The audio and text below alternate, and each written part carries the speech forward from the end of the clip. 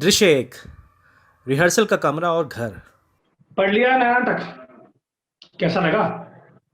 हाँ पढ़ा। छठी का दूध याद आना, मुहावरे की समझ आ गई। क्या भाषा है, शब्दों की बाढ़, भयंकर बाढ़। ये डुबोएगा हमें भी और दर्शकों को भी। मैं तो 2 बार पढ़ गई, मुझे तो सब्जेक्ट की समझ ही नहीं आई। आप सुंदर जो हैं। क्या मतलब? सुंदर औरतें अक्सर बेवकूफ होती हैं। Beauty and brain seldom go together. तुम ना लिमिट्स क्रॉस कर जाते हो।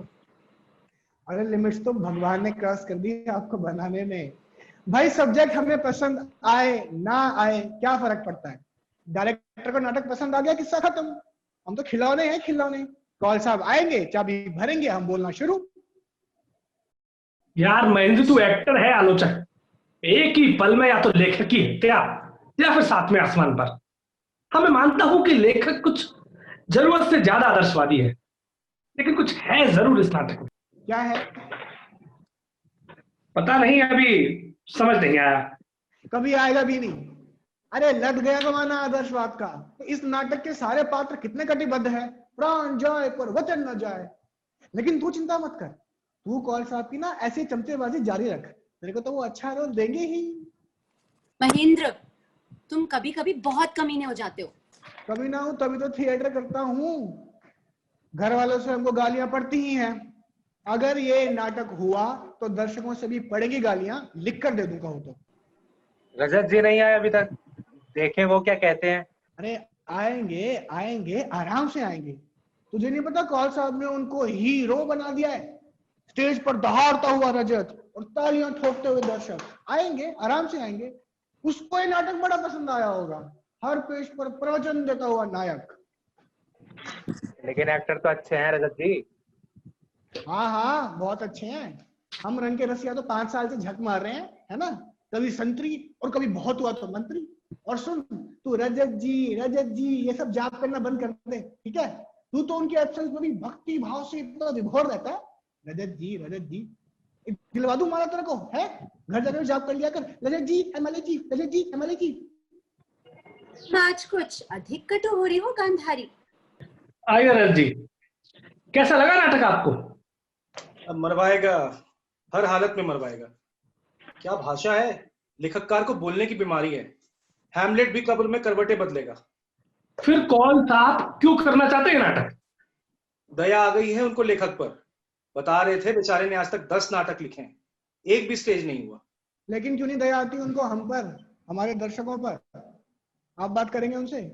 करूंगा, जरूर करूंगा। हमें कुछ और मिले ना मिले, काम में एक सेटिस्फैक्शन तो मिलना चाहिए ना। और वैसे भी नायक का रोल तो आपको ही मिलेगा। इस नाटक में तुम कर लो हीरो का रोल, शर्तिया जूते पड़ेंगे।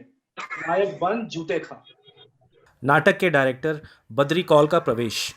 पढ़ लिया आप लोगों ने? कैसा लगा? भैया आप लोग खुलकर बात कर रहे हो, अगर हम कन्विंस नहीं होंगे तो नाटक क्या खाक करेंगे।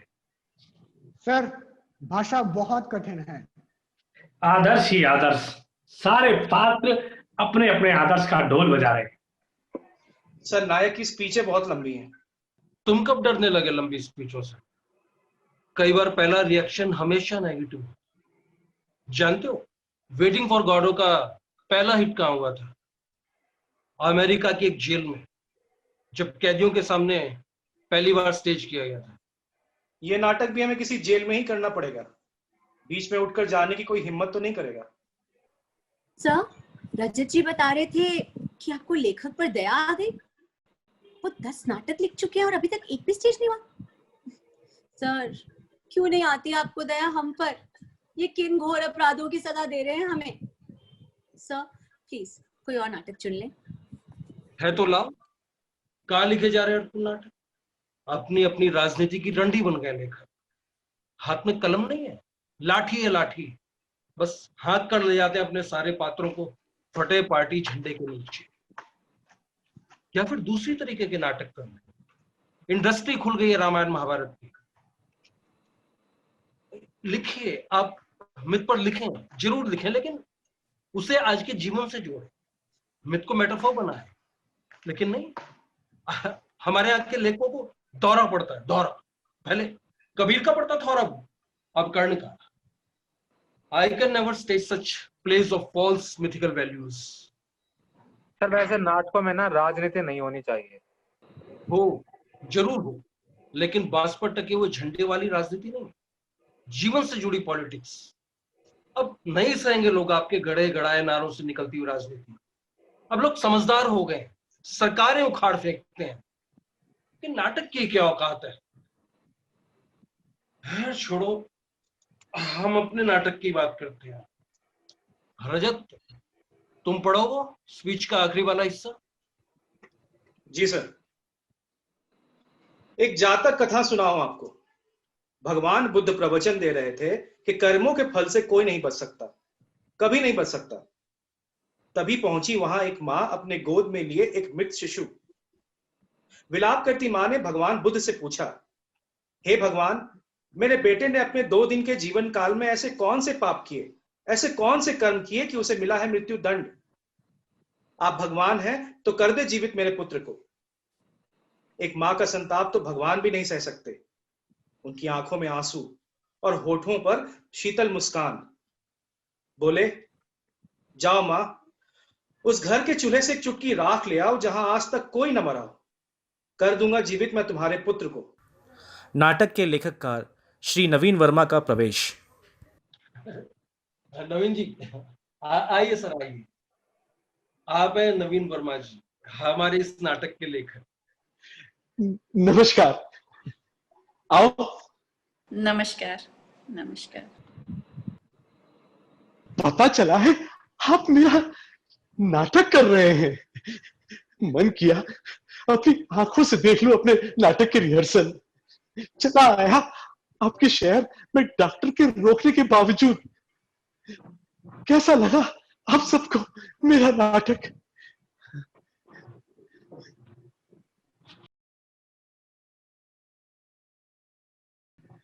जानता हूं बहुत अच्छा नहीं लगा होगा। 10 नाटक लिख चुका हूं, जीवन के इस अंतिम पहर तक पहुंच गया हूं, लेकिन एक कभी मंचन नहीं हुआ। आलोचक मूर्ख समझते हैं मुझे। अभी तक आदर्शों की लाश चिपकाए फिरता है अपनी छाती से। अरे आदर्श इतने गलत क्यों हो गए हैं? भविष्य का जन्म होता है वर्तमान आदर्श के गर्भ से। शायद आप सबकी कृपा से देख पाऊं अपना एक नाटक अंतिम यात्रा पर जाने से पहले। कौल साहब, आपको बुरा ना लगे तो रिहर्सल देखने आ जाया करूं? बहुत अच्छा लगेगा हमें। चलते हैं, आपकी रिहर्सल में रुकावट नहीं बनना चाहते। मैं आया, वर्मा जी को नीचे छोड़कर आता हूँ, आप लोग पढ़िए आगे। इनसे तो चला भी नहीं जाता। बैठकर बोलते हैं तो भी सांस फूल जाती है। लगता है ज्यादा दिन नहीं जिएंगे। खुद तो मरेंगे, हमें भी मारेंगे, जरूर मारेंगे। लेकिन बात तो सही कह रहे थे। आदर्श इतने गलत क्यों हो गए हैं आजकल? भविष्य का जन्म होता है वर्तमान आदर्श के गर्भ से। कमाल है।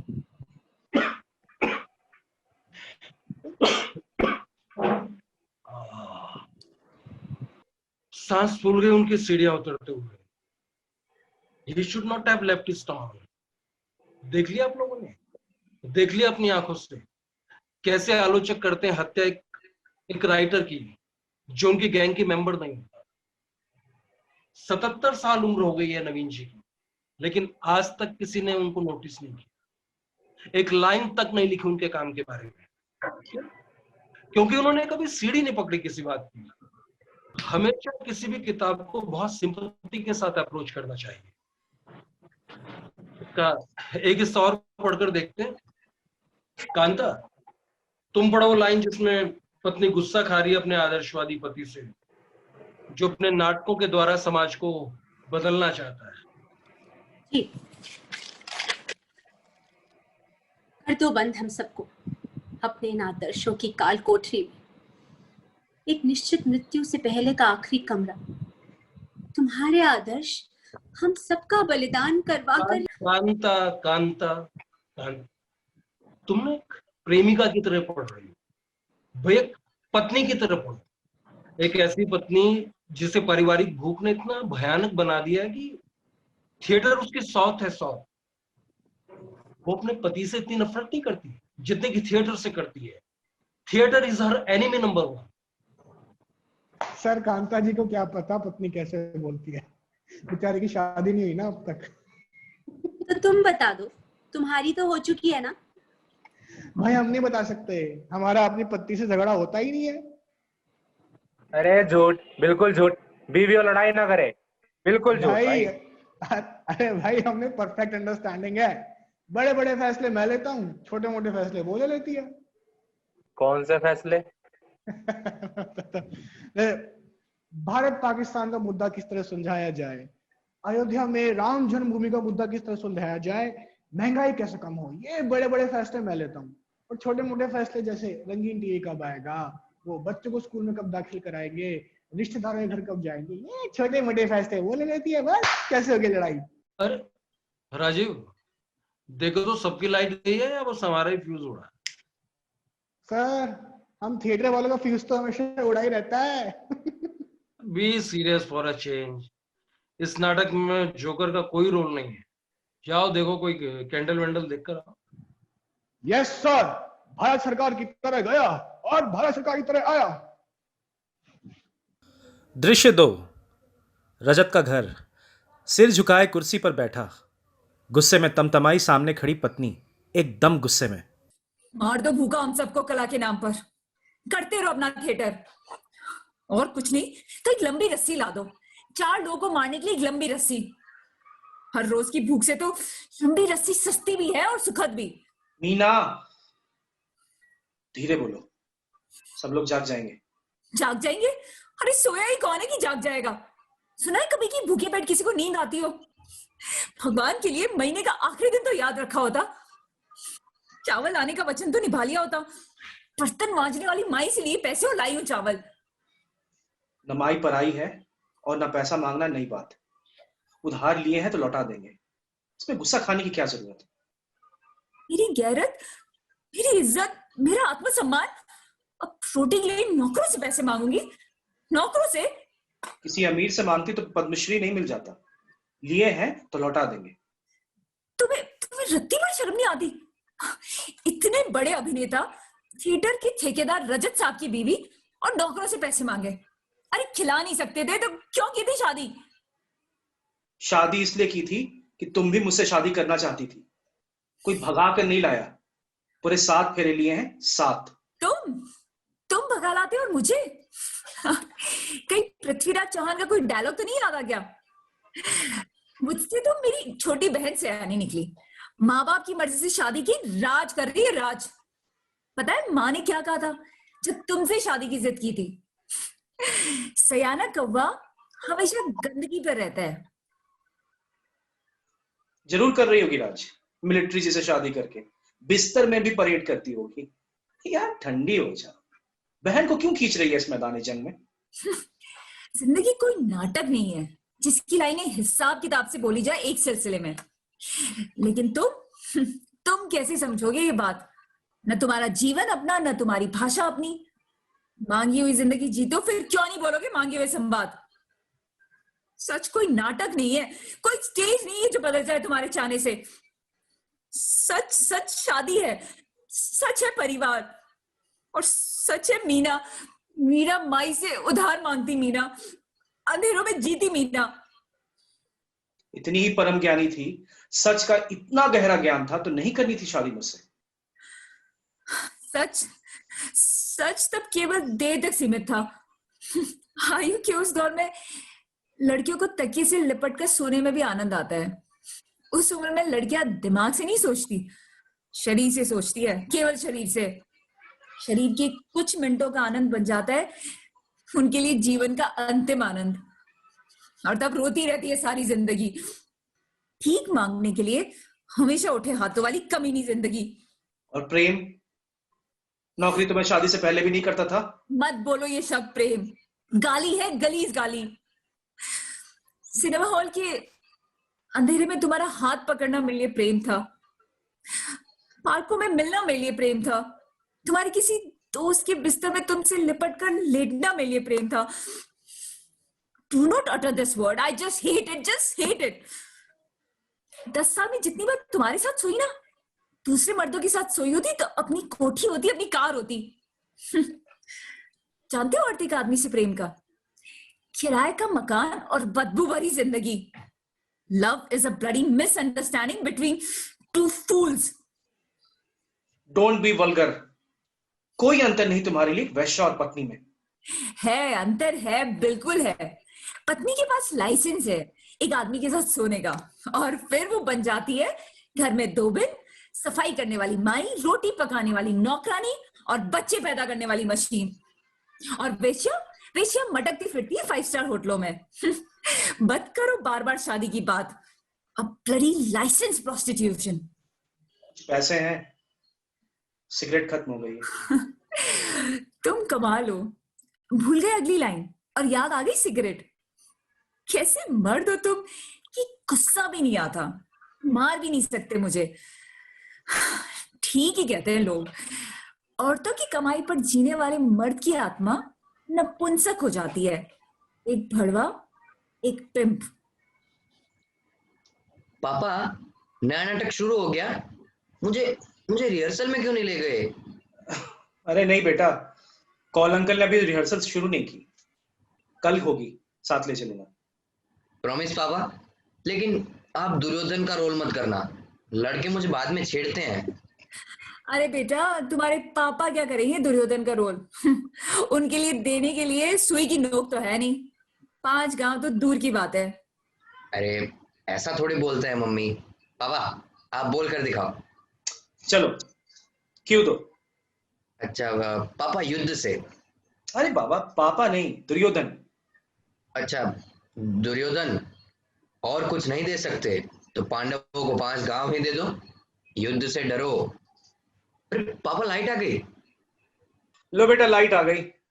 चलो अब एक्टिंग शुरू करें। तू भगवान होगा उन भिखारी पांडवों के लिए। बांसुरी बजाओ और करते रहो रासलीला गोपियों के संग।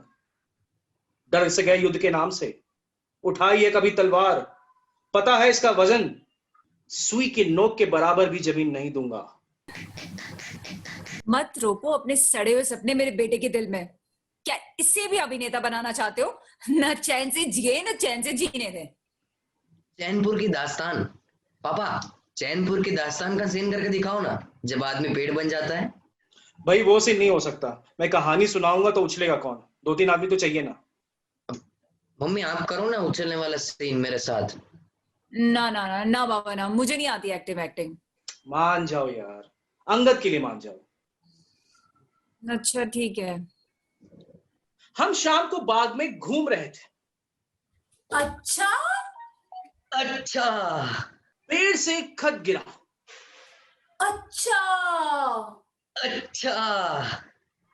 आदमी पेड़ बन गए थे। दत्त तेरे की। दत्त तेरे की। पेड़ हमसे बात करना चाहते थे। दत्त तेरे की। दत्त तेरे की। हमने उनको मिलने का टाइम दिया। ये तो बहुत हो गया। ये बहुत हो गया। क्या हम झूठ बोल रहे हैं? अंगद, उछलने से टांग में दर्द तो नहीं हुआ ना? नहीं मम्मी, बिल्कुल नहीं। मुझे तो याद ही नहीं रहता, मेरी एक टांग खराब है। पापा, मुझे बीन ले दो ना। क्यों भाई, बीन का क्या करोगे? बजाऊंगा, जो लंगड़े होते हैं बीन ही तो बजाते हैं। किसने कहा तुमसे? पापा, वो स्कूल में मुझे लंगड़ा कर देख सारे लड़के गाना गाते हैं, लंगड़ दीन बजाए बीन। तो अंगद, चलो जाओ कपड़े बदल लो, दादाजी भी आने वाले हैं, खाना भी खाएंगे। चलो। तुम बच्चे के सामने हमेशा हौसला क्यों खो देते हो? स्कूल में तो बच्चे एक दूसरे को छेड़ते ही हैं। मैं कुत्ता हूं, मैं हरामजादा हूं, मैं हरामी हूं। मारते क्यों नहीं मुझे? मारो मारो मारो मुझे। Do not cry Rajat, please do not cry, for God sake be brave. Kaul sahab दरवाजे में खड़े ये बातें सुन रहे हैं। रजत उनकी तरफ देखे और मुस्कुराए। अरे आप कब आए कौल साहब? भूख लगी और आ गए। अंगद, देख तो जरा रसोई में कोई केला वेला पड़ा है क्या? कौल साहब खाना खाएंगे? ना जी, टप्पे खाएंगे। तुम 10 साल से रजत के साथ रह रही हो, इतना छोटा सा सीक्रेट नहीं समझ सकी कि थिएटर वाले जब भी किसी के यहाँ आते हैं तो खाना खाकर ही जाते हैं। और वही वैसे भी हमारी आधी बीवी आजकल बीमार पड़ी है। ये आदि बीवी का क्या है कौल साहब? Fridge Meena ji, fridge. खाना बनाओ और ठूस दो उसके अंदर और खाते रहो मजे से 2-4 दिन। अब पत्नी का मुख्य कर्तव्य क्या है? खाना बनाना ना। तो फिर वही ना आदि बीवी। लेकिन ये आदि बीवी बस रोटी ही मिलती है। अब आप फ्रिज के साथ इश्क तो नहीं लड़ा सकते ना। आप थिएटर वाले भी कमाल है, कहाँ की बात कहाँ जोड़ देते हैं। खाना जरा देर से मिलेगा, अभी तो। हाँ, देख लिया अपनी आंखों से देख लिया। घर में शायद महाभारत हो रहा और जमा रहा था रजत अपनी एक्टिंग की धार। तभी तो अंगद को किचन से केला लाने के लिए भेजा मैंने। यूनाइटेड ने कर दिया कमाल, मिली तरक्की हुए खुशहाल। खाए जाओ यूनाइटेड के गुण गाए जाओ। अरे शोभा कब आई? और इतना सारा सामान अभी तो। मीना भाभी, मैं भारत सरकार के लिए नौकरी करती हूँ, भारत सरकार की, किसी नत्थु खैरे की नहीं। दिवाली के फेस्टिवल का एडवांस मिला, बस खाए जाओ यूनाइटेड के गुण गाए जाओ। शोभा, औरतों की अक्ल ना एड़ी में होती है। तो मुर्गा लेकर आ गई और उसकी बहन मदिरा को भूल गई। अब अकेले भाई को खाने में क्या खाक मजा आया। लाई हूँ कौल साहब, मदिरा भी लाई हूँ। मुझे पक्का पता था आप यही होंगे। शहर में किसी परिचित को पैसे मिले हों और आपको खबर ना हो। शोभा, तुम भाई बहन को पैसे से पैदाइशी दुश्मनी क्यों है? आय नहीं क्यों उड़ा दिए? अरे कुछ जोड़ो, कुछ बचाओ। अपना घर नहीं बसाना क्या? रिटायर्ड पिता की तरह तुम भी सारी उम्र कमाती रहोगी अपने पैरासाइट भाई को खिलाने के लिए। जिस उम्र में लड़कियां हाथों पर मेहंदी लगाती है, तुम सर पर लगाती हो। बूढ़ी और बदसूरत हो जाओगी वक्त से पहले, मेरी तरह, बिल्कुल मेरी तरह। मीना भाभी, तुम्हें रजत भाई साहब से लड़ना है तो लड़ो। Do not make my marriage an excuse for quarrel. तुमने तो देख सुन के अपनी पसंद से शादी करी थी ना। तुम हम सबको इतना खुश देख के तुम्हें इतना गुस्सा क्यों आता है? भिखारी बना दिया मुझे तुम्हारे भाई ने, भिखारी। पति के जीते जी जो पत्नी अपने रिटायर्ड पिता की कमाई खाए, अपनी कुंवारी बहन की कमाई खाए और खुश रहे, हंसती रहे, मैं बदजा तो एक विधवा से भी बदतर हूं। जिंदगी के हर कदम पर लगातार अपमानित होती एक बेगैरत औरत। कभी तो मीठा बोल लिया करो। अरे तुम औरत हो कि हथियार बनाने का कारखाना? अरे धन्य हो तुम, जी चाहता है तुम्हारी तो आरती उतारूं, जय जयकार करूं। किस भगवान ने बनाया तुम्हें और किस मिट्टी से बनाया? मैं टांग खाऊंगा, दोनों टांगे खाऊंगा। खाओ बेटे, दोनों टांगे खाओ। शोभा दीदी ने भीख जो डाली है, बाप बेटे मजे उड़ाओ। अरे मम्मी, जब भी पे मिलती है शोभा दीदी मेरे लिए चिकन लाती है। लेग्स हमेशा मैं खाता हूँ, आज भी मैं खाऊंगा। आप सब खाइए, मुझे भूख नहीं है। भूख नहीं? क्यों भूख नहीं? भर गया ना पेट मीना भाभी जी की गालियों से। अरे शोभा, बिहेव योरसेल्फ। गालियां दूंगी और मैं रजत साहब को, रजत दी ग्रेट एक्टर को। मीना प्लीज। क्यों घूमता है ये सारा घर रजत के आसपास? पिता रिटायर होने के बाद भी काम करते रजत साहब कलाकार के लिए। बहन आयु का सबसे सुंदर हिस्सा मास्टरी में बर्बाद कर रही है ताकि हमारे रजत साहब टांग पर टांग धरकर बैठे। टांग? मैं टांग खाऊंगा, दोनों टांगे खाऊंगा। रामजादे, तेरी अपनी एक टांग, तू दोनों टांग खाएगा? दोनों टांग खाएगा तू? पापा पापा मत मारो पापा। पापा मैं टांग नहीं खाऊंगा पापा। पापा मत मारो। अब मैं बीन भी नहीं मांगूंगा पापा। पापा प्लीज मत मारो। मैं दूंगा तुझे बीन। मीना, तुमने एक बच्चे को भूखा रखा, तुम माँ हो कि डायन? लिख लो मेरी बात, खाओगी भी तुम, मेरे भाई को भी और अपने बेटे को भी। कौल साहब, मैं नौकरी करूंगा। देखो रजत, मैं नौकरी करूंगा। कर लेना। मैं नौकरी करूंगा। ठीक। लोक संपर्क विभाग में डिप्टी डायरेक्टर ड्रामा की पोस्ट निकली है, अप्लाई कर दो। 10 तारीख को इंटरव्यू है। कमिश्नर कल्चर मुझे जानता है। I am one of the experts in the interview. मिल जाएगी तुम्हें नौकरी। यू ब्लडी बास्टर्ड, तुमने अंगद को मारा। I will get you this bloody job. मैं नौकरी करूंगा। अगला दृश्य, इंटरव्यू का कमरा। शर्मा साहब लेट हो गए। 85 घंटे से प्रतीक्षा कर रहे हैं। किशोर चंद्र शर्मा कमिश्नर कल्चर ही नहीं भाई, अंग्रेजी कभी भी हैं। आ गई होगी कोई इंस्पिरेशन। और सुनो, उनके सामने इतनी मुश्किल हिंदी मत बोला करो, कॉन्फिडेंशियल रिपोर्ट खराब कर देंगे तुम्हारी। ब्राउन साहब हैं, ब्राउन साहब। साहब आ गए। Good morning sir. शुरू करें इंटरव्यू। बद्री कॉल नहीं आए। He is expert, isn't he? Yes sir. Call साहब को आए 3 घंटे हो गए। आप थोड़ा लेट थे तो कैंटीन में शायद चाय वाय पीने गए हैं। तो अब आप सिखाएंगे हमें समय की पाबंदी के बारे में। Call him. Show me the list of candidates. Sir 10 प्रत्याशी हैं। व्हाट्स दिस प्रसाद प्रत्याशी? कितना आसान वर्ड है कैंडिडेट्स। आप जैसे लोगों के हिंदी प्रेम ने ही ना लोगों को इस लैंग्वेज का दुश्मन बना दिया है। लीव इट, हिंदी वाले नहीं समझ सकेंगे। कौन कौन सबसे ज्यादा क्वालिफाइड कैंडिडेट कौन है? सर अनुभव और शिक्षा में तो रजत जी। एजुकेशन एंड एक्सपीरियंस में तो रजत है, लेकिन रुक क्यों गए? एक ही सेंटेंस में पूरी बात क्यों नहीं बताते?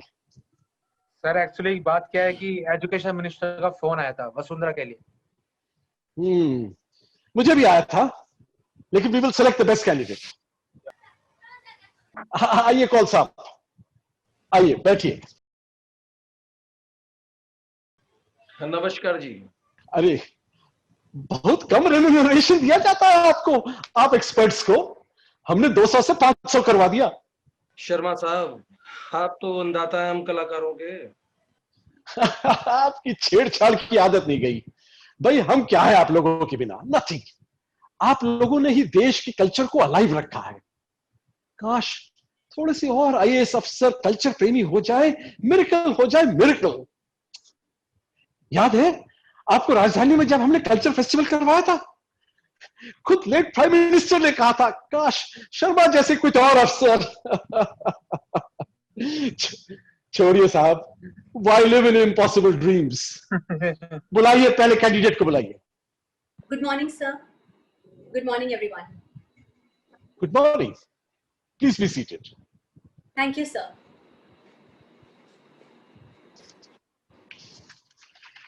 डिप्टी डायरेक्टर थिएटर की पोस्ट के लिए आई हैं आप। डिपार्टमेंट की बहुत सारी एक्टिविटीज हैं, डांस, कवि सम्मेलन, ड्रामा, फॉरेन से आए गेस्ट कलाकारों की देखभाल वगैरह वगैरह। कर लेंगे आप ये सारे काम? कोशिश करूंगी सर। फिर आप जैसे कला प्रेमी ऑफिसर्स की हमें गाइडेंस भी तो मिलती रहेगी। क्या अनुभव है आपका इस फील्ड में?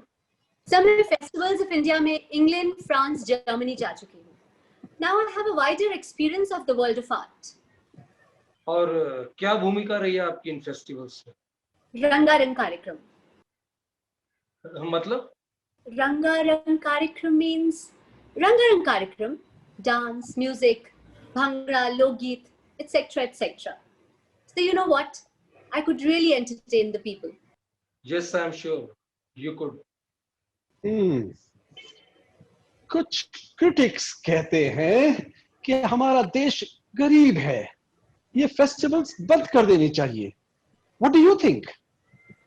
सर लेफ्टिस्ट्स की यही प्रॉब्लम है, किसी और को काम करता देख जल जाते हैं। They think art and culture is their personal property. जो कुछ क्लासिक है वो इन्हें पसंद नहीं। They think art is only politics. पिछले कुछ सालों में हमारे देश के आर्ट की सारे वर्ल्ड में धूम मच गई है। Why? On account of these festivals. इनसे हमारा माइंड एनरिच होता है, हमारा एक्सपीरियंस ग्रो करता है। It surely does. John Donne says, "No man is an island in himself." Wow sir, आपको तो इंग्लिश पोएट्री की इतनी नॉलेज है, fantastic. I did my masters in English from Harvard. IAS ने भी टॉप किया, लेकिन फैसला किया कला और कल्चर के लिए काम करना है। हिंदी में तो सब लिखते हैं, अंग्रेजी में पोइट्री लिखता हूं ताकि वर्ल्ड वालों को पता चले कि इंडिया के लोग भी इंग्लिश में लिख सकते हैं। बहुत बड़ा एहसान किया आपने हिंदी वाला। I always read your writing, sir. Someday you'll get Nobel Prize. आपने तो वर्ड्स और ट्रीज पर इतनी कविताएं लिखी हैं, आदमियों पर सब लिखते हैं, but your concerns have transcended mankind. आपको अच्छा लगता है पोइट्री पढ़ना? Who are your favorite poets? Sir mind मत करें, पर आपके बाद T.S. Eliot मेरे फेवरेट पोएट है। Somehow Hindi poetry just goes over my head. अरे हम क्यों माइंड करने लगे, आपकी लाइकिंग। कौल साहब, आप पूछिए अगर कुछ पूछना है। स्तानिस्लावस्की की कुछ थ्योरीज हैं एक्टिंग को लेकर, कुछ बताएंगे आप? सर मैं एक परफॉर्मिंग आर्टिस्ट हूँ। I don't believe in theories, but practicals. आप जैसे फेमस डायरेक्टर्स की नॉलेज हमारे पास कहाँ? आप पढ़ाते हैं, सिखाते हैं, but you know, we perform. अरे भाई आप लोग भी कुछ पूछिए, पत्थर के बने बैठे हैं। नहीं सर, आपके होते। अरे पूछिए पूछिए, सामान्य ज्ञान के सवाल ही पूछ लीजिए। हमारे पहले प्रधानमंत्री की बेटी का नाम? श्रीमती इंदिरा गांधी। शेक्सपियर की कोई famous tragedy? Hamlet and King Lear. Good, very good. आपका सामान्य ज्ञान तो बहुत अच्छा है। Thank you. आपने किन नाटकों में काम किया है? सर आपको बुरा लगेगा, लेकिन मैं सिर्फ क्लासिक प्लेस में एक्ट करती हूँ। इजिपस में बनी थी मैं किंग की माँ और वाइफ दोनों। The pleasure of sleeping with the son ultimately becomes a heart rending torture. कुछ बोल्ड प्लेस में भी एक्ट कर चुकी हूँ। हमने बहुत प्रोग्रेस कर ली है sir. I think we should now come out of the age old problems described by Premchand. Please leave out poor Premchand. किसी नाटक का कोई सीन? अरे नाटक छोड़िए कौल साहब, लोक संपर्क डिपार्टमेंट में नाटकों के अलावा और भी बहुत से काम करने होते हैं। उस डांस का छोटा सा हिस्सा दिखाइए जो फेस्टिवल ऑफ इंडिया में आपने पेरिस में किया था। हम खुद वहां थे। The French was spellbound. Thanks a lot sir. Sir मैं उस डांस का एक छोटा सा हिस्सा आपके सामने परफॉर्म करने की कोशिश करूंगी। Please do. Thank you.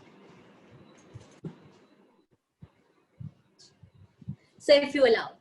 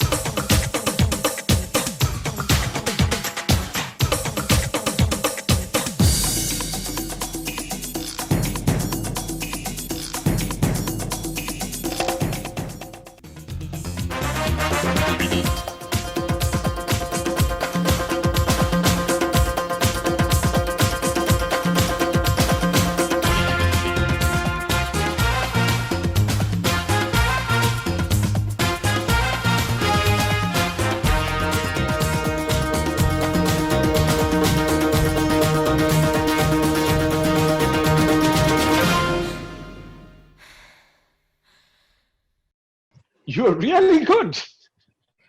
Thank you sir, thanks a lot sir. अब मैं जाऊं? Sure. Okay. सर, इंटरव्यू का रिजल्ट कब पता चलेगा? हम स्ट्रगलिंग आर्टिस्ट। अरे, do not say struggling artist. हमें दुख लगता है. We will let you know by tomorrow.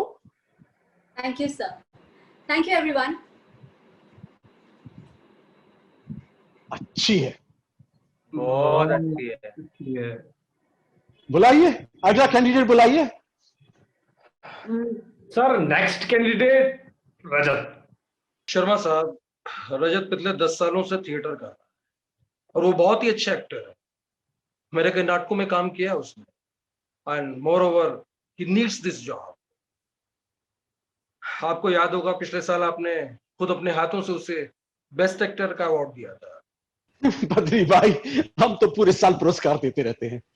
हर कलाकार की इच्छा है पुरस्कार प्राप्त करे, तो हमारे हाथों से। इस बिजी जीवन में कब तक याद रहेंगी ऐसी मामूली बातें?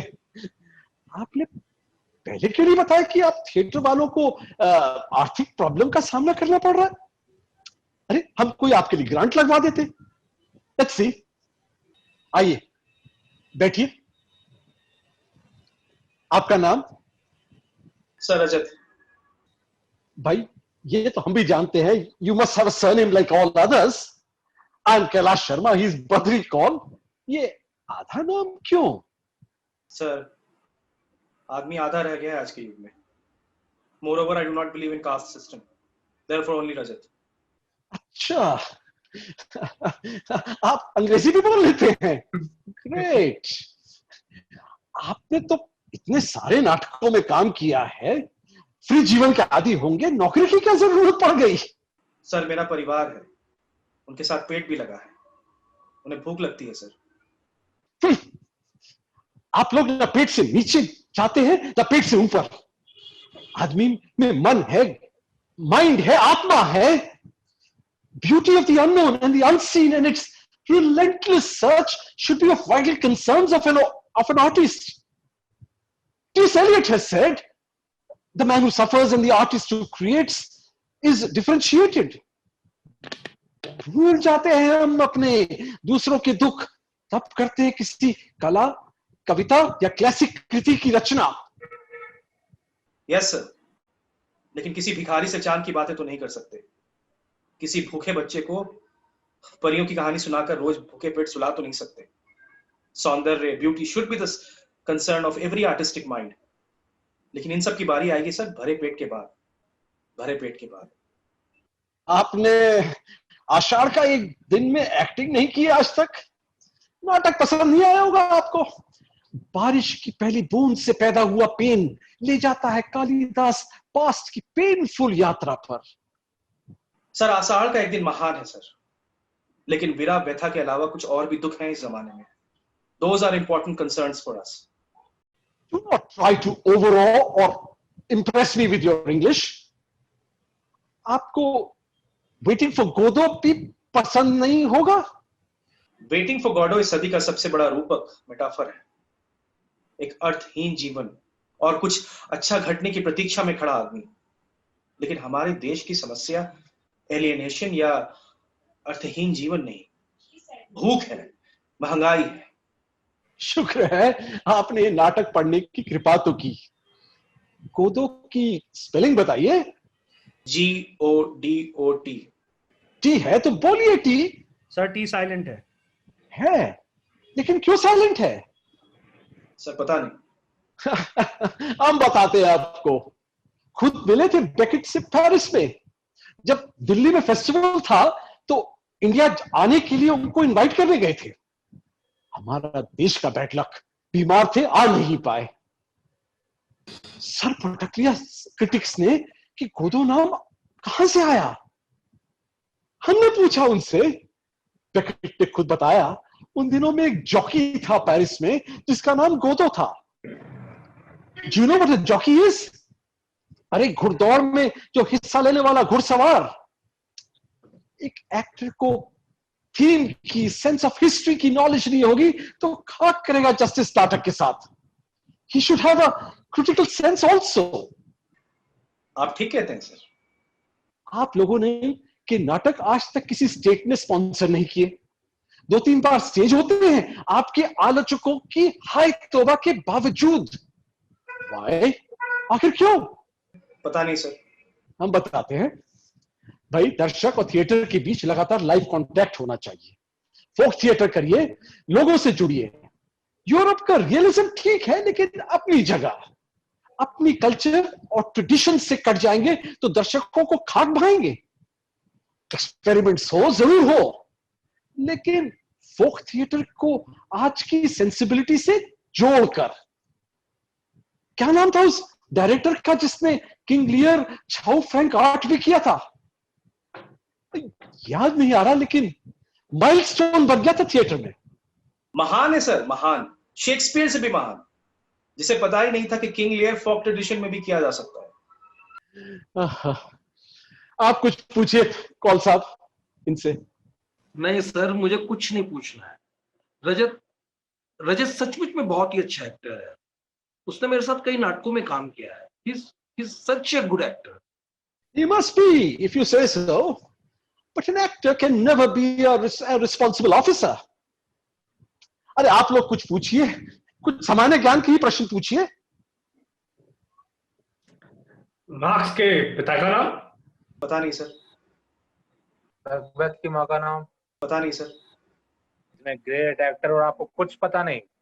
सरप्राइज। आपका कोई नाटक आज तक विदेश में स्टेज क्यों नहीं हुआ? फेस्टिवल ऑफ इंडिया में शामिल नहीं किया गया, क्यों? पता नहीं सर। किसी भी स्टेट गवर्नमेंट ने आज तक आपका एक भी प्ले स्पॉन्सर नहीं किया, क्यों? पता नहीं। आपको कुछ पता नहीं। सरप्राइजिंग। आप लोग ना गलत सवाल पूछ रहे हैं। एक लिमिटेड फील्ड का एक्सपर्ट होने से कोई स्कॉलर थोड़ी ही हो जाता है। आप एक अच्छे धोबी या बढ़िया बढ़ई से आप भगवत गीता पर बहस तो नहीं कर सकते ना। Skill and experience in the narrow field of life can never make us great and a complete man. छोड़िए, एक्टिंग की बात हो जाए। जिन नाटकों में आपने काम किया है उन कैरेक्टर्स का काम तो आप कर ही लेंगे। किसी सब्जेक्ट या आदमी की इंस्टेंट एक्टिंग कर लेंगे आप? इंस्टेंट एक्टिंग सर कर लूंगा। करिए। तो आप शराबी का अभिनय देखना चाहते हैं? जी कर सकते तो जरूर करके दिखाइए।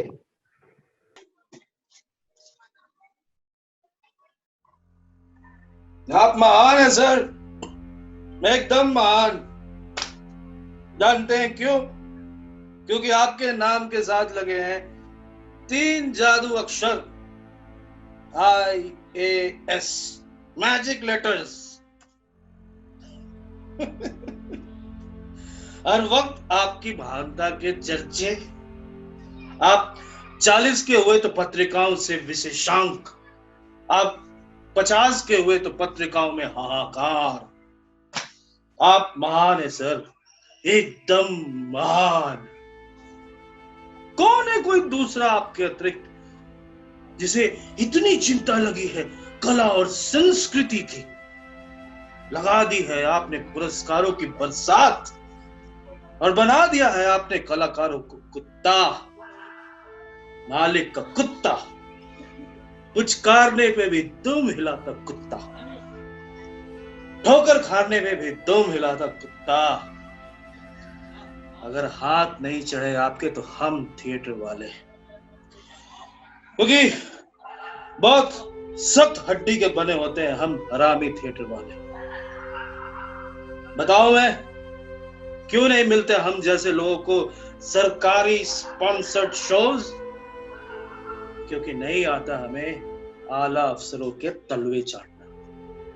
होती है, हरगिज होती है व्यथा और विरह आपको भी, लेकिन सिर्फ कल्चर फेस्टिवल के कारण। हादसे में मर रहे थे हजारों लोग, लेकिन आपको चिंता खाई जा रही थी कल्चर फेस्टिवल की, क्योंकि नहीं रुकता कल्चर लोगों की मृत्यु से। T.S. एलियट, जिसके नाम की तू माला जपता है, जानता है उसने क्या बताया है कवि और कविता के बुनियादी सरोकार? ब्यूटी नहीं, सिर्फ ब्यूटी नहीं, but the boredom, the horror and the glory. तुम मुग्ध हो, आत्ममुग्ध। बहुत पीड़ा हो रही है, बहुत पीड़ा हो रही है।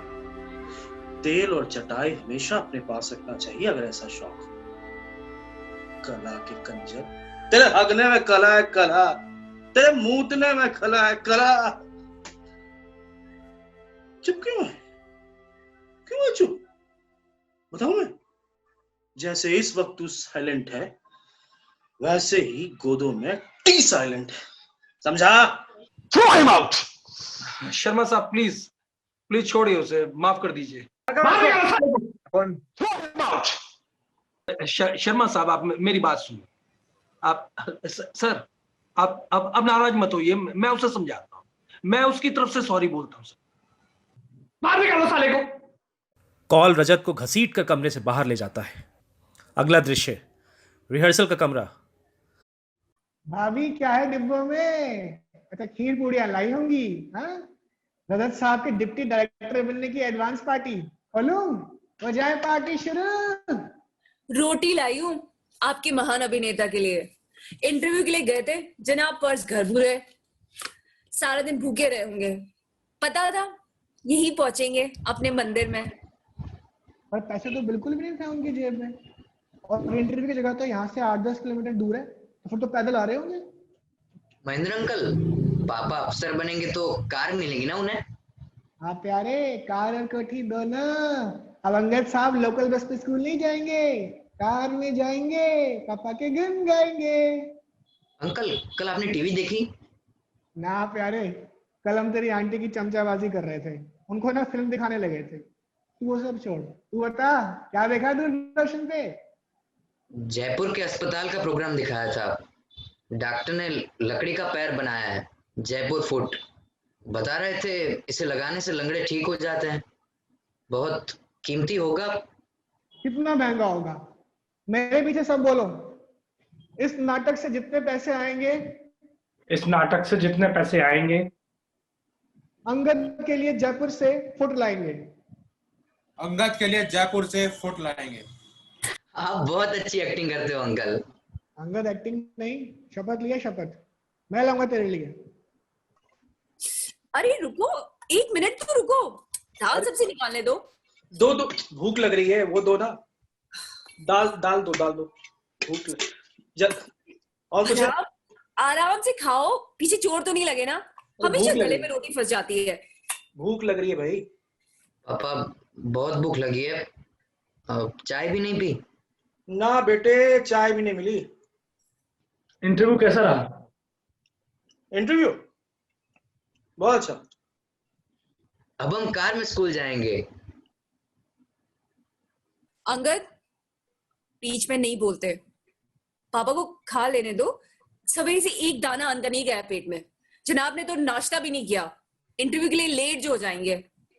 अब अरे एक रोटी सब्जी के साथ भी खा लो। नहीं, मुझे भूख नहीं लग रही, हो गया। पापा हाथ धो कर आओ। ओमपुरी अंकल रोज टीवी में बोलते हैं कि खाने से पहले और खाने के बाद हाथ धो लेने चाहिए। साबुन ना हो तो राख से धो लेने चाहिए। ठीक है बेटा, हाथ धो लेता हूँ। कैसा रहा इंटरव्यू सर? रजत सर को नौकरी मिल जाएगी ना? नहीं, रजत आ गया? कहाँ है? सर हाथ धोने गए। तुम लोगों ने उसके साथ इंटरव्यू के बारे में तो कोई बात नहीं की ना? नहीं सर। करना भी मत, उसका अपमान किया गया है, घोर अपमान। अंकल पापा ने उसे मारा? मारा नहीं बेटा, मलिया मिट कर दिया। वो तो पुलिस में रिपोर्ट कर रहा था, रजत अंदर होता अंदर। तो मैंने उसे समझाया, तब जाकर थोड़ा ठंडा हुआ। पता उन कुत्तों ने क्या सवाल पूछे उससे? क्या? मार्क्स के पिता और मैकबेथ की माँ का नाम बताओ। लेकिन क्यों? How do I know? उनसे जाकर पूछो। अब मैं कार में स्कूल चुप, जाऊं। चुप, भगवान के लिए चुप हो जाओ और प्रॉमिस करो पापा से कुछ नहीं पूछोगे। Promise mummy. आगे कौल साहब, रिहर्सल शुरू करें? हाँ, तुम शराबी ब्राह्मण वाली एंट्री लो, बीवी जी। को गालियां देने वाला छो। कांता, तुम सामने खड़ी हो जाओ। भरी दोपहर 3 घंटे शमशान में मुर्दा फूक कर और ऊपर से ठंडी ठंडी रोटी छोड़ने की धमकी देती है, और मुझे जानती नहीं औरत की औकात चौपाल में। तुम पिएगा रजत बाबू, तुम बीड़ी अवश्य पिएगा। नीति ग्रहण करा।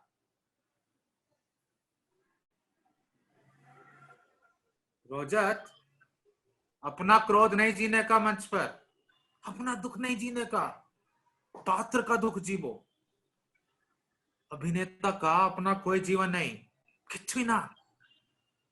मंच पर आने से पूर्व अपनी हत्या कर लेता है अभिनेता। बोझा करो। सर, नवीन जी आ रहे अपनी वाइफ के साथ। हे भगवान, मैंने सोचा यहां से चले गए। उठाओ उनकी स्क्रिप्ट, उठाओ। रजत, वो स्पीच का लंबे वाला हिस्सा बोल देना यार। अभी तो याद भी नहीं किया है। तो पढ़कर बोल दो। सर मैं बोल दूं, मुझे याद है। हाँ ठीक है, तू बोल देना। नमस्कार, क्षमा करें, कुछ दिन आ नहीं सका, शरीर थोड़ा ठीक नहीं था। सोचा आज आप लोगों के संग बैठ अपने नाटक की रिहर्सल देख लूं। कौल साहब, आप शुरू करवाए ना। हाँ जी जरूर। हाँ, बलवंत तुम शुरू करो जरा। आपको भी कभी असीम संताप दिया होगा संतान ने। कड़कती बिजली, बरसती बरसात, चीख चीख कर चुनौती देता किंग लियर। मात्र हम हैं किंग लियर। क्या हुआ सर? अब आपने रिकास्टिंग कर दी कौल साहब? हमें लगा था ये रोल रजत जी। नाटकों में कई बार ऐसा होता है कि हम लोग बीच में एक्टर बदल देते हैं। ठीक बदलते होंगे आप, कितने हैं हमारे यहाँ आप जैसे निर्देशक। परंतु एक सलाह दूं, यदि आपको बुरा ना लगे। दीजिए, जरूर दीजिए। ये एकालाप, ये मोनोलॉग का ये भाग अभिनेता को लगभग प्रलाप और पागलपन की स्थिति में बोलना चाहिए। पागलपन एकदम से नहीं आएगा, स्टेज बाय स्टेज आएगा। अब मैं समझा आज तक आपका एक भी नाटक स्टेज क्यों नहीं हुआ। You don't know A B C D of the stage craft. अब आप मुझे समझाएंगे, मुझे। कौन साहब, मुझे क्षमा कर दे, आपको डिस्टर्ब किया। चलते हैं, आप जैसा ठीक समझे नाटक करें। वर्मा जी, आप मेरी बात सुनिए। नवीन जी रुकिए, आप प्लीज, आप बैठिए जरा। चले, कमाल है।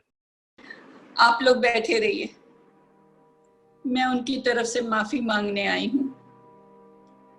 जानती हूँ उनका दिल रखने के लिए झूठ मूठ सीन कर दिया उनके नाटक का। कितने अच्छे होते हैं आप थिएटर वाले, किसी का दिल नहीं दुखाते। वे पिछले 3 दिन से अस्पताल में हैं, बस जिद करने लगे रिहर्सल देखने जाऊंगा। ले आई उनको यहाँ बिना डॉक्टर से पूछे। अच्छा चलती हूँ। आंटी, मैं आपके साथ चलूंगा। मेरा बेटा, मेरा बेटा। कोई थोड़ा सा पानी ले आओ उनके लिए। क्या हुआ आपके बेटे को? मर गया, मर गया हमारा इकलौता बेटा। तुम जाओ नीचे से नवीन जी को बुला लाओ यार। मत बुलाइए उन्हें, भगवान के लिए उन्हें कुछ मत बताइएगा। आंटी प्लीज रोते नहीं, मेरी एक टांग खराब है, मैं कभी नहीं रोता, फिर आप क्यों रोती है? कैसे मरा भैया? बेटा बिल्कुल तुम्हारे जितना था। जब दुर्घटना में उसकी दोनों टांगें कट गई और बनना चाहता था अभिनेता। उसकी जीने की इच्छा बिल्कुल नहीं रही, घुल घुल कर मर गया। ये नाटक उन्होंने अपने मृत बेटे के मृत सपनों के लिए लिखा है। बेटा तुम कभी मत मरना, तुम कभी क्रूर मत होना हमारे बेटे की तरह। प्रॉमिस आंटी, मैं नहीं मरूंगा। मेरा नाम अंगद है, अंगद। कौन मार सकता है मुझे? रावण के बड़े बड़े योद्धा मेरा पांव तक नहीं उठा सके। खुश रहो बेटा, खुश रहो। अच्छा चलती हूँ।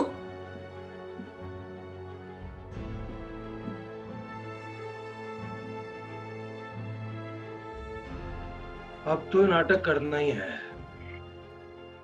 दादा। हो जाएगा नाटक 2 दिनों में।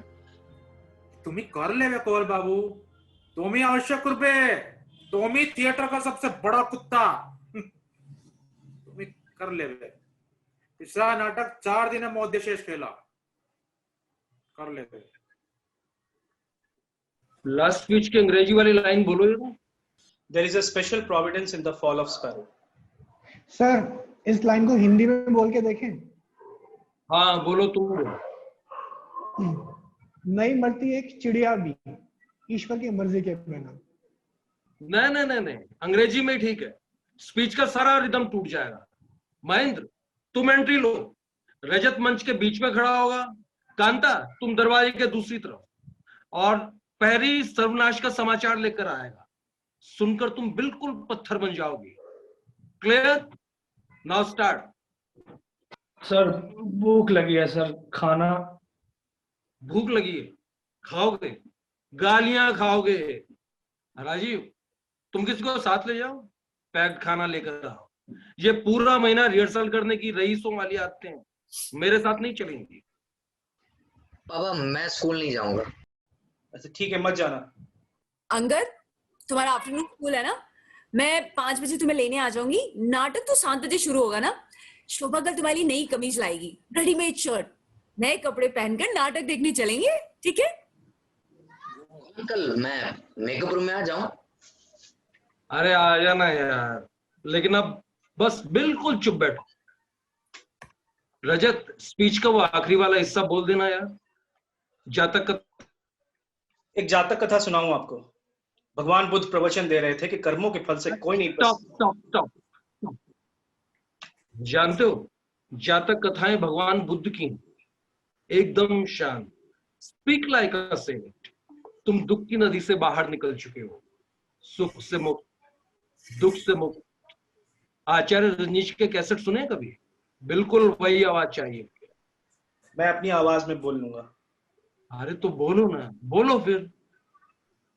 तुम्हें सब कुछ हार गया, टोटल पर आ जाए। बुझा? दुख ज्यादा हो तो आंखों के नीचे का भाग काला हो जावे। देखो, हाँ ठीक है, मैं कर लूंगा ना। ऐसा तुम की बोल छो? तुम अवश्य करबो। रोजा तुम काली दुनिया का अभिनेता करेगा, बिना कालिक करेगा। देखा उधर।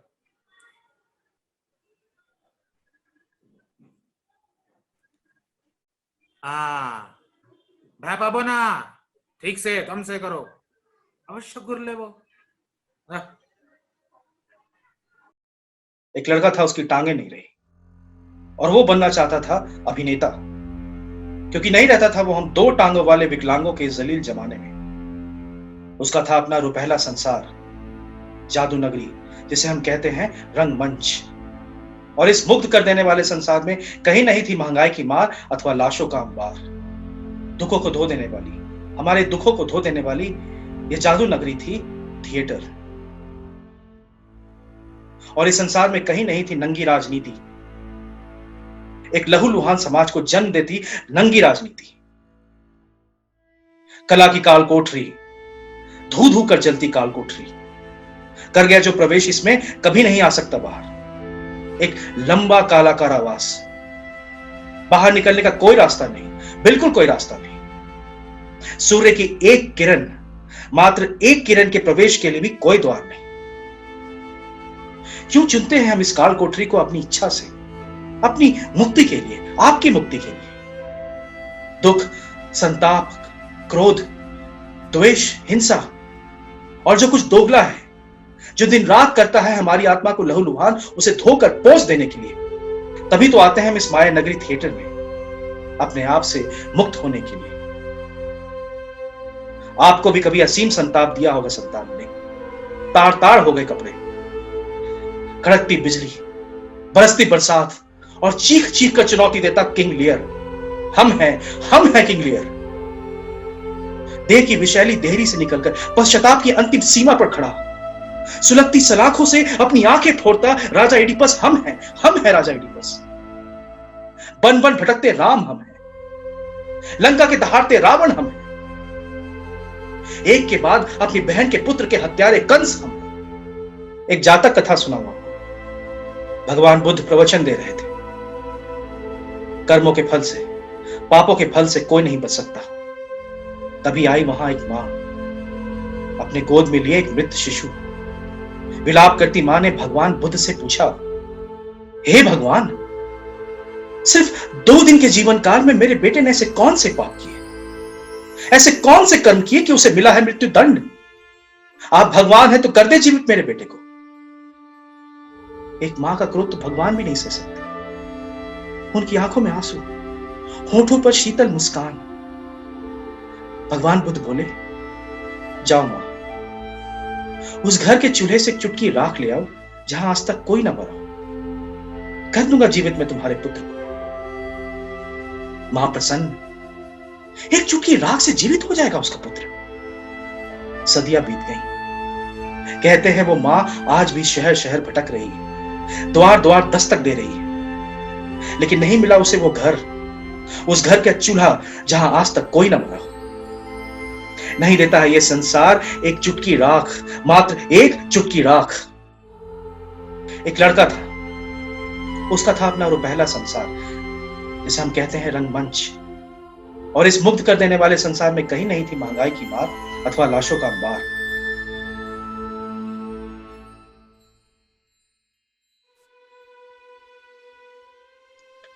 लेकिन वो लड़का मर गया।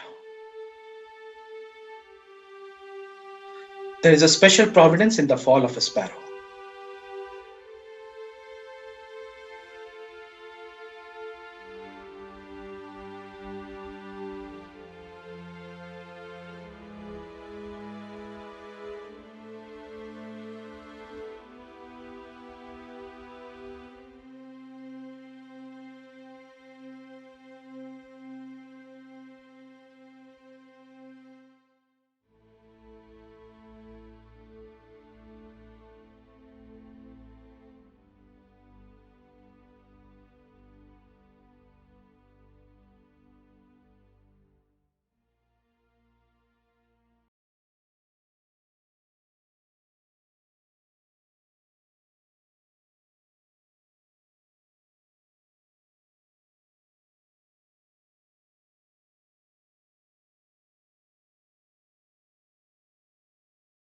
नमस्कार, मैं अनुराग हूँ। नमस्कार, मैं दीप्ति कुमार। नमस्कार, गर्वित गौड़। नमस्कार, मैं प्रांशु गौतम। नमस्ते, मैं रानी महेश्वरी। नमस्कार, मैं करतुम तेरैया। नमस्कार, स्मिता मिश्रा। नमस्कार, मैं वर्षा तनेजा। नमस्कार, मेरा नाम विवेक सहारिया। नमस्कार, मेरा नाम दिवाकर सौंकारिया। नमस्कार, मैं रत्नेश। बहुत बहुत शुक्रिया प्रेजेंटेशन देखने का। थिएटर ऑडिटोरियम्स खुल रहे हैं, सिनेमा घर भी खुल रहे हैं, लेकिन कोरोना नहीं गया है। सुरक्षित रहिए, अपने फैमिली का ख्याल रखिए और अगर बहुत जरूरत हो तभी घर से बाहर निकलें। प्रेजेंटेशन देखने के लिए बहुत बहुत शुक्रिया।